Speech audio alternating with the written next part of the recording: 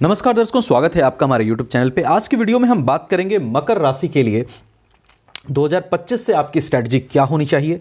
साढ़े साती जो कि आपको 29 मार्च 2025 के बाद खत्म हो जाएगी, तो साढ़े साती के बाद आप क्या करें क्या ना करें, किन बातों का थोड़ा सा ध्यान रखें अपने जीवन में आगे बढ़ने के लिए, और साथ ही बात करेंगे कि क्यों ये साल 2025 जो है लंबे समय अंतराल के बाद, साढ़े साती के लंबे समय अंतराल के बाद ये साल आ रहा है, तो क्यों ये साल आपके लिए बेहद महत्वपूर्ण है, इसमें कई बदलाव क्यों इस साल हो सकते हैं अगर आप ध्यान दें तो।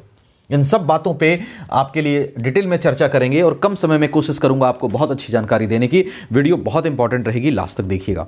देखिए, अगर 2025 की बात करूं तो सबसे पहले जो बात आपको समझनी होगी कि इस साल 7.5 साल के लंबे अंतराल के बाद आपकी साढ़े साती खत्म हो जाएगी 29 मार्च 2025 के बाद। तो सबसे पहले आपको यह समझना है कि हमारा समय बदल रहा है। जब समय बदल रहा है तो हमें सोच भी बदलनी होगी।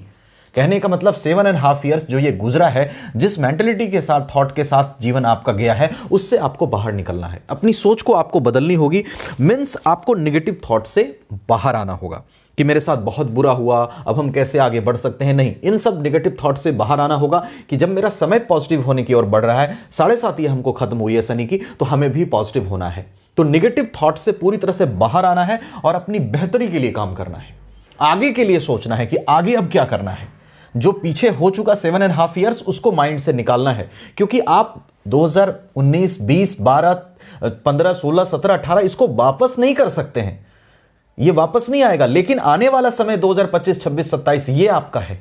इस पे आपको फोकस करना है नेगेटिव थॉट से बाहर निकल करके। पहली चीज ये। दूसरी चीज ये ध्यान रखिए कि शनि आपके साढ़े साती जैसे ही खत्म करेंगे, इनका गोचर थर्ड हाउस में होगा। थर्ड हाउस में बैठ करके, प्राकर्म भाव में बैठ करके भाग्य भाव को देखेंगे। प्राकर्म से भाग्य में बदलाव के चांसेस बढ़िया बनाएंगे। आपके प्राकर्म में ये वृद्धि करेंगे। पब्लिक के साथ जुड़ने का आपको मौका देंगे। तो आपको प्राकर्म करना है। आपकी स्ट्रेटजी ये होनी चाहिए कि हम नेगेटिव थॉट से निकलकर जहां तक अपने बेहतरी के लिए जो भी कर सकते हैं वो करें। अपने आपको एक्शन में आना है। दूसरी चीज ये है कि you have to come in action. ठीक है, तो ये दो बातें सबसे पहले आपको 2025 में ध्यान देना है। अगर कंक्लूड करूं तो नेगेटिव थॉट से पीछे के समय को भुलाकर आगे के समय पे कंसंट्रेट करते हुए अपना काम करना है। सबसे पहले ये आपकी स्ट्रेटजी होनी चाहिए।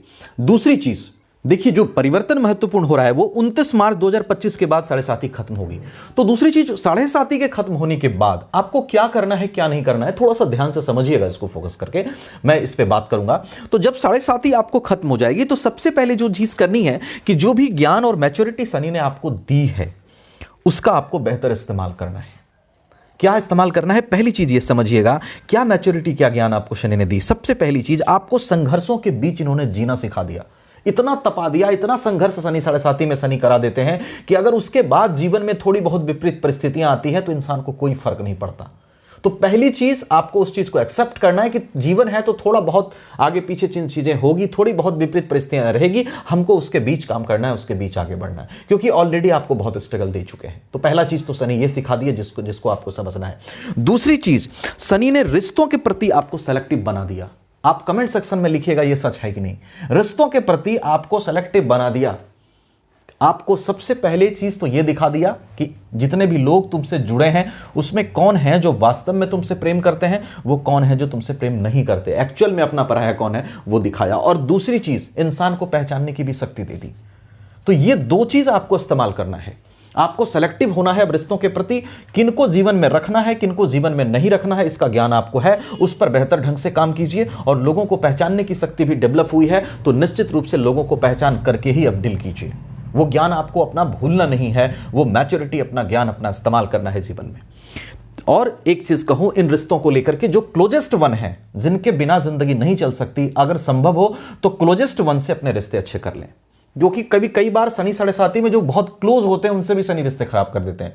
लेकिन जिनसे आप क्लोजेस्ट नहीं है उनको तो आप छोड़ सकते हैं, लेकिन जो क्लोजेस्ट हैं उनके साथ कई बार चलना आवश्यक होता है। तो संभव हो तो उनके साथ रिश्ते अच्छे कर लें। तीसरी चीज, अपने स्वास्थ्य को, अपने मानसिक स्वास्थ्य को, शारीरिक स्वास्थ्य को आप बेहतर कीजिए, क्योंकि साढ़े साती जब खत्म होगी तो शनि का नेगेटिव इफेक्ट खत्म होगा। आप रिकवर करिए पूर्ण रूप से। वैसे तो जनवरी से ही आप स्टार्ट कर दीजिए। जो भी चीजें आपके स्वास्थ्य को अच्छा करे, एंजाइटी से आपको दूर करे, आपके माइंड को अच्छा करे, आप संगीत सुनिए, आप योगा करिए, आप फिट रहने के लिए एक्सरसाइज कीजिए, मॉर्निंग वॉक कर सकते हैं, जो चीज़ें आप कर करके अपने आप को फिट रख सकते हैं, स्वस्थ रख सकते हैं, एंजाइटी से दूर रह सकते हैं, वो सब चीज़ें आप करनी शुरू कर दीजिए, क्योंकि आपको रिकवर हो जाना है, क्योंकि आपको साढ़े साथी खत्म हो रही है, उन चीज़ों का समय, एंजाइटी वाला समय जा रहा है, तो आपको रिकवर होना है उससे पूरी तरह से। इन बातों को आपको करना है। और दूसरी चीज़ जो ध्यान रखना है, जो नहीं करना है, मैंने कहा था क्या नहीं करना है साढ़े साथी के बाद। देखिए, साढ़े साथी के बाद पेशेंस नहीं खोना है। आपको बहुत सारा पेशेंस डेवलप किया शनि ने, पेशेंस को लेकर के चलिए, पेशेंस के साथ जीवन बहुत अच्छा चलता है।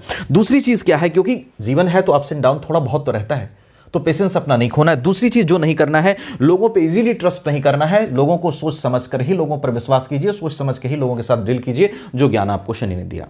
तीसरी चीज जो नहीं करना है, स्पिरिचुअलिटी नहीं छोड़ना है। इस साढ़े साथी में शनि ने आपको स्पिरिचुअलिटी से भी बहुत जोड़ा है, भगवान से भी बहुत जोड़ा है, अध्यात्म से भी जोड़ा है, तो उससे जुड़े रहना है साढ़े साथी के बाद, उसको छोड़ना नहीं है।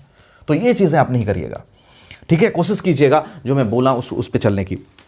अब है कि क्यों, देखिए ये तो बातें हो गई कि साढ़े साथी के बाद क्या करें क्या ना करें। अब है कि क्यों ये 2025 आपके लिए बेहद महत्वपूर्ण साल, क्यों मैंने कहा ये बात, क्योंकि देखिए ये वो साल है जहां साढ़े साथी खत्म हो रही है। तो शनि की साढ़े साथी समझ लीजिए एक तरह से किसी अग्नि परीक्षा से कम नहीं होती है। शनि आपको तपा कर निकालते हैं, तपा देते हैं साढ़े सात साल में आपको।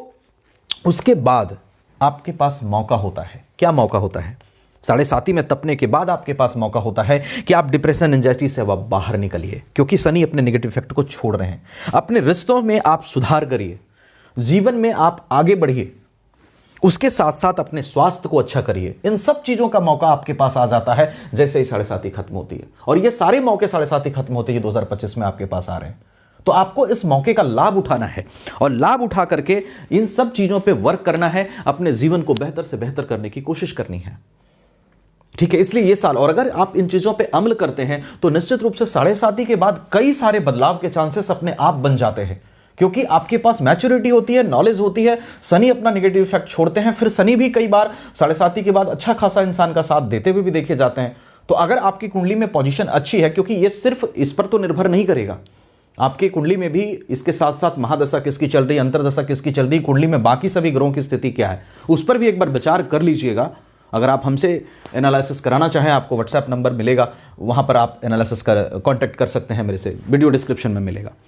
उसके बाद अगर आप मकर राशि के हैं तो निश्चित रूप से एक हाईली एम्बिशियस व्यक्ति में से हैं, जो कि हाईली एम्बिशियस है, हर चीज बड़ा चाहता है, हर चीज बड़ा करना चाहता है। You have capability to. मैं ये नहीं कह रहा हूं आप में करने की शक्ति नहीं है, मैं तो सिर्फ आपको यह समझाने की कोशिश कर रहा हूं कि आप बहुत कुछ कर सकते हैं अगर आप नेगेटिव चीज से बाहर निकलें तो, क्योंकि आपके अंदर पावर तो है, वो मुझे पता है। मकर राशि वाले बड़ी बड़ी सफलता को हासिल करके दिखाते हैं, सेक्रेटली काम को करते हैं, और कोई सफल हो तो भी अपने अंदर भरोसा नहीं छोड़ते। इनको भरोसा होता है कि आज हम सफल नहीं हैं, कोई और सफल हो रहा है, कल हम सफल होंगे, और यही जिद, यही भरोसा इनके लिए बड़ा अच्छा होता है।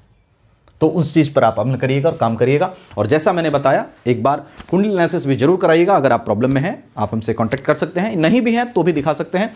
Less rest. वीडियो अच्छी लगी हो लाइक शेयर करके चैनल को सब्सक्राइब जरूर कर लीजिएगा। Thank you so much.